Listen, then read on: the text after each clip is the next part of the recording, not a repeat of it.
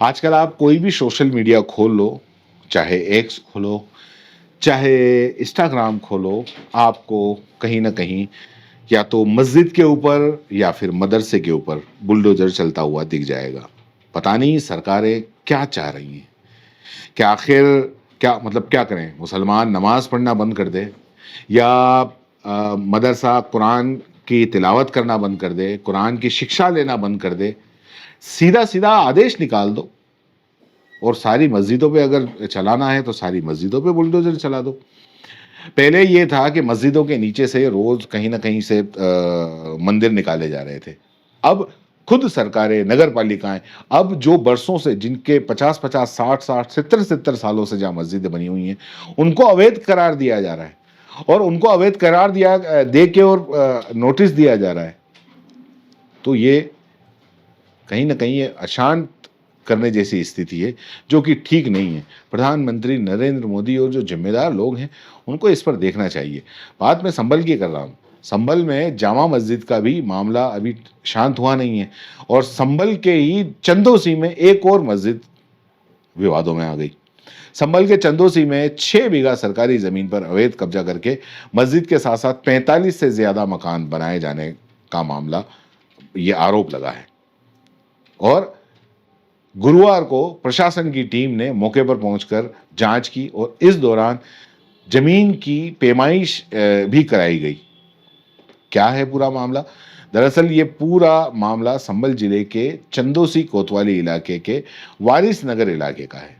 यहाँ नगर पालिका की 45 बीघा जमीन से 6 बीघा जमीन पर मस्जिद और मकान बने हुए हैं, ऐसा आरोप लगाया जा रहा है। प्रशासन को जो जानकारी मिली थी उसके बाद में गुरुवार की शाम को चंदौसी के तहसीलदार धीरेन्द्र प्रताप सिंह वारिस इलाके में अपनी टीम के साथ में पहुंचे और इस दौरान नगर पालिका की 6 बीघा जमीन पर अवैध कब्जा कर जो मस्जिद और 45 मकान से ज़्यादा अधिक बने हैं उसकी पुष्टि के लिए जमीनें नापी गई। सुनिए वो क्या कहते हैं। जमीनें नापतोल की गई है, नगर पालिका की जमीन बताई जा रही है, क्या मामला है इसका पूरा? एक आटा संख्या 341 है जिसका रकबा 397 एयर है। नगर पालिका परिषद चंदौसी ने हमको यह सूचना दी कि उसकी इस भूमि पर मस्जिद बनी हुई है और लोगों ने अवैध अतिक्रमण कर रखा है। उसी क्रम में आज ये जांच की जा रही है जिसमें यह पाया गया कि इसमें मस्जिद भी बनी हुई है और लोगों के मकान भी बने हुए हैं। अब क्या कार्रवाई होगी जैसे बनी हुई है तो उस पर? अभी हम अपनी रिपोर्ट जो है नगर पालिका को प्रेषित करेंगे। नगर पालिका यह बताया है कि क्या इन घाटों का आवंटन किया है इन लोगों के नाम या इन लोगों को बेनामे से बेचा है या बोर्ड के प्रस्ताव से दिया गया है। और अगर नगर पालिका कहती है कि हमने नहीं दिया है तो फिर उस पर बेदखली की कार्रवाई तहसील प्रशासन के द्वारा की जाएगी। फिलहाल में इस जमीन पर शायद एक मस्जिद भी है। हाँ, एक मस्जिद है। तो ये कितने साल पुरानी होगी लगभग बनी हुई है? ये लगभग 20 साल पुरानी मस्जिद है। मकान कितने साल पुराने होंगे? सब उसी के आसपास के हैं। तो इसकी नगर पालिका कोई शिकायत वगैरह दे रही है खाली कराने? नगर पालिका ने हमसे तो अभी तक यही कहा है कि मेरी भूमि पर लोगों ने अवैध कब्जा कर रखा है। तो अवैध कब्जे शीघ्र खाली कराए जाएंगे?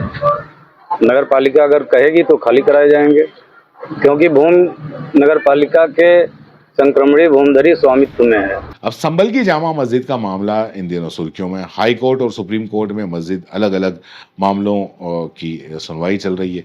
हिंदू पक्ष का दावा है जामा मस्जिद में प्राचीर हरिहर मंदिर है जहां पर कलयुग के विष्णु के जो दशावतार में से एक हैं, कल की अवतार होने वाला है। और वहीं मुस्लिम पक्ष का दावा है कि उसने इस सिरे से उसको खारिज कर दिया है। मुस्लिम पक्ष का कहना है कि मस्जिद में हिंदू मंदिर होने का कोई सबूत ही नहीं है। हिंदू पक्ष का दावा है कि मुगल बादशाह बाबर ने इस मस्जिद को मंदिर तोड़कर बनवाया था। वहीं मुसलमान कहते हैं कि बाबर ने इस मस्जिद को नहीं बनवाया था। और 19 नवंबर 2024 को एक पक्ष ने जामा मस्जिद से हरिहर मंदिर होने का दावा होने पर उसी दिन सर्वे कराया। एडवोकेट कमिश्नर ने सर्वे के दूसरे चरण में करने का निर्णय लिया। 24 नवंबर को दूसरे सर्वे के दौरान कुछ नारे लगे, भीड़ आई, हिंसा हुई, जिसके अंदर 4 मुसलमानों की मौत हो गई, पुलिस की गोली लगने से हुई या किससे हुई, ये खबरों में आप पढ़ते ही रहते हो। पथराव हुआ, गोली लगने से एक डिप्टी कलेक्टर, एसपी, सीएचओ ये भी घायल हुए, ऐसी खबर है। 10 से ज़्यादा लोग घायल हुए। और बीते दिनों जामा मस्जिद कमेटी ने सर्वे पर आपत्ति जताई थी और मामला सुप्रीम कोर्ट तक चलाया गया था। इस पर शीर्ष अदालत ने सिविल कोर्ट में सुनवाई पर रोक लगा दी थी और अब ये फिर नया मामला आ गया है।